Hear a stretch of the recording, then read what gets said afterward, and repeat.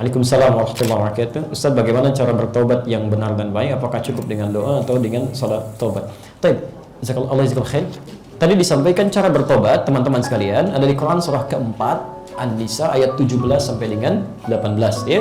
Allah tegaskan di sini, innamat taubatu 'ala Allahi lil ladzina ya'maluna as-su'a bi jahalatin tsumma yatubuna min qarib.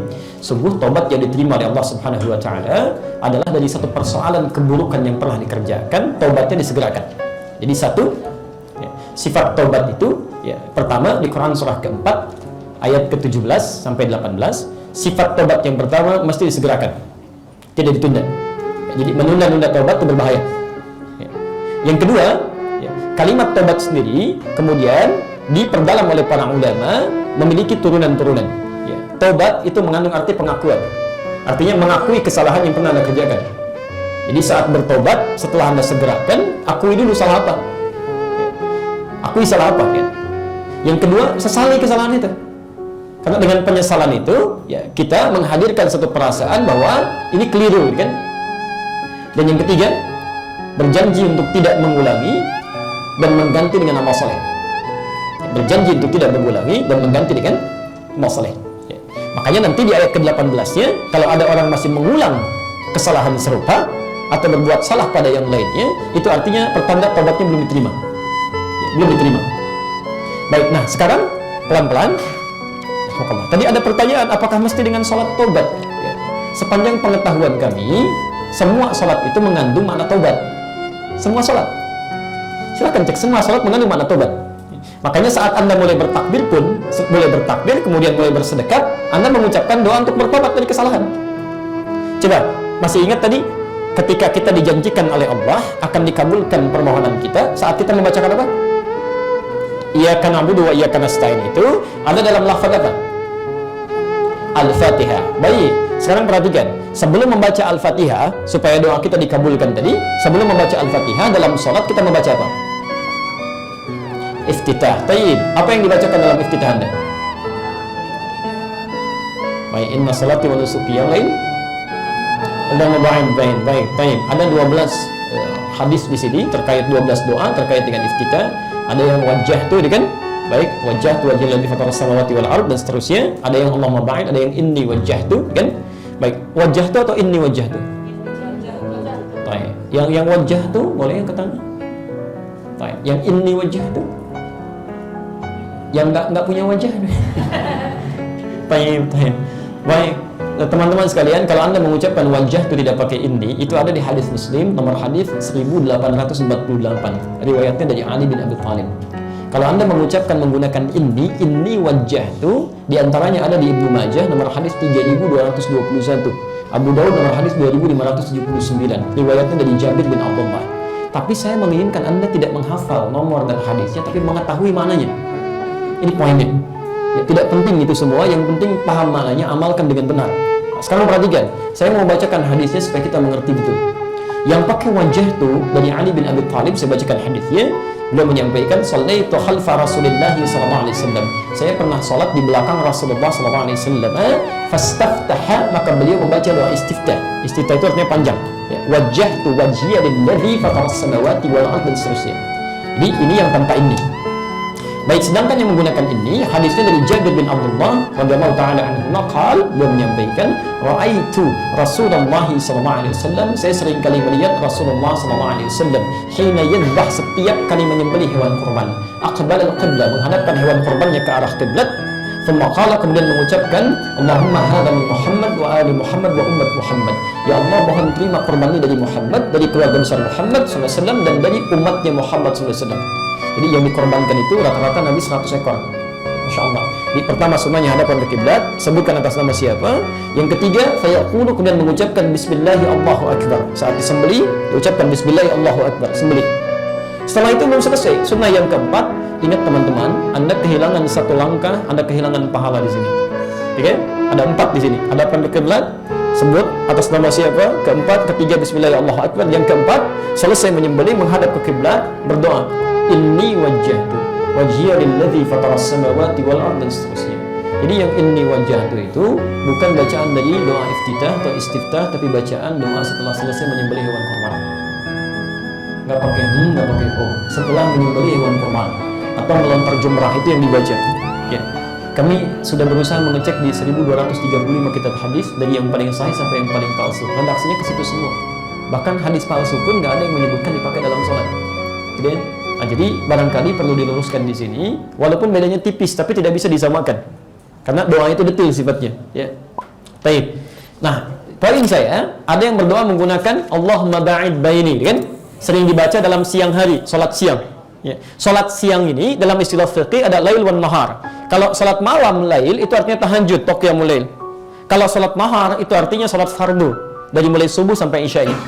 Nah, disebutkan di Al-Bukhari nomor hadis 711 dari Abu Hurairah, Nabi itu ketika sedang sholat, ya, berhenti sejenak, sakata hunainatan.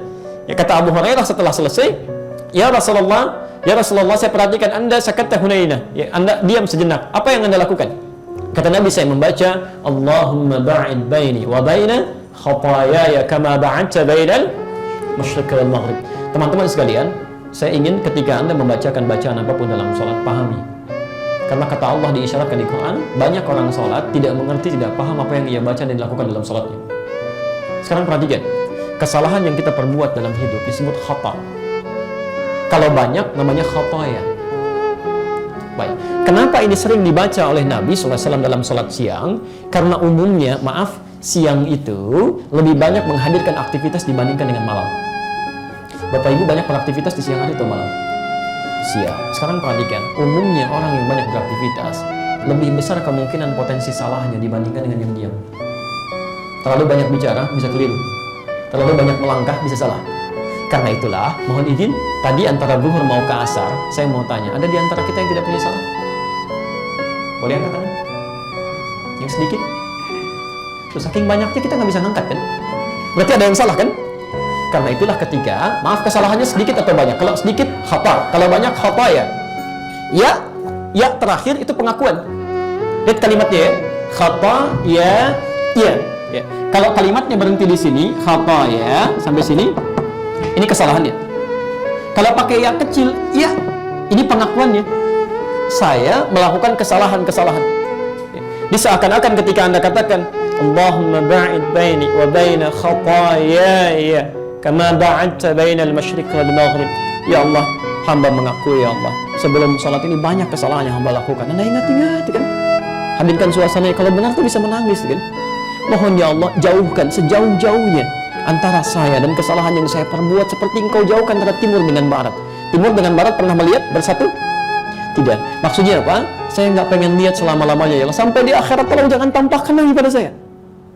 Karena nanti ada orang-orang saat di akhirat, kebaikan ditampakkan, keburukan pun akan tampak. Jadi kalau Anda berbuat salah sekarang, tidak Anda istighfari, bisa Anda berbuat salah, sekarang ditebet gitu kan?